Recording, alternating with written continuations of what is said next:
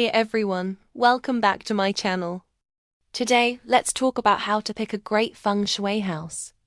If you're currently house hunting, you've got to watch this video because I'm going to teach you how to choose a house that really boosts your luck from a Feng Shui perspective. If this is your first time here, remember to subscribe, like, and hit the bell icon so you don't miss out on my latest videos. Buying a house is one of the biggest decisions in our lives. Choosing the right one can set you up for success, but picking the wrong one might mess with your finances, health, and even your family's fortune. That's why I've made this video to give you 3 key Feng Shui steps for choosing a house wisely and avoiding Feng Shui pitfalls, especially the last step, which many people overlook. Once you get that right, your house's Feng Shui should be solid. Now, let me clarify.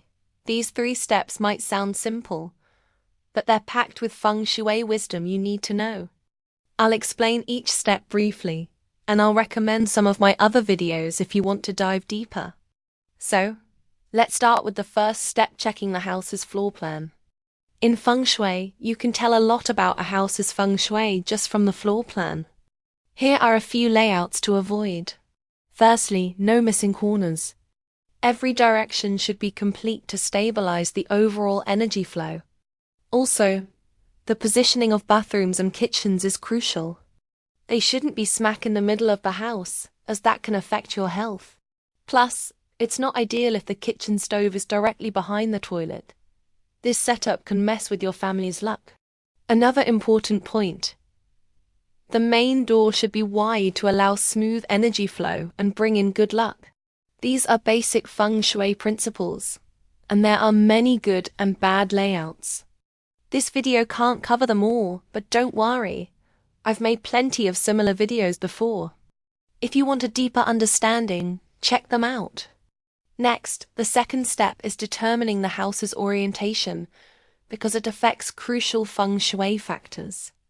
Once you know the orientation, you can judge if the main door, kitchen and bedrooms are in auspicious positions. You need to learn how to measure the house's orientation and understand its annual Feng Shui cycle to gauge the house's energy. Once you have the energy mapped out, you can overlay the Feng Shui chart on the floor plan and compare.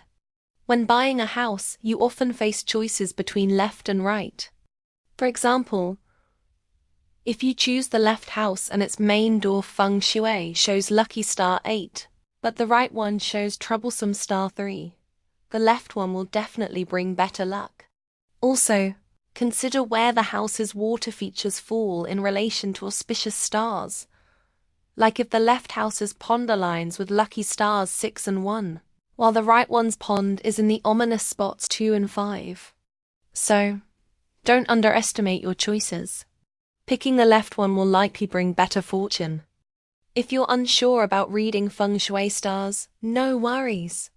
Drop a comment or check out my upcoming videos where I'll teach you in detail how to decipher your home's Feng Shui.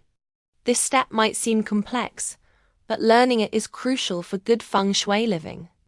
The third step, and equally crucial, is to personally inspect the house's surroundings.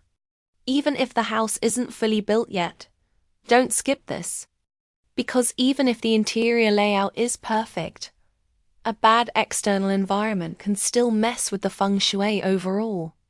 I had a friend who bought a house without checking, only to find out on moving day that there were 3 tall buildings right in front.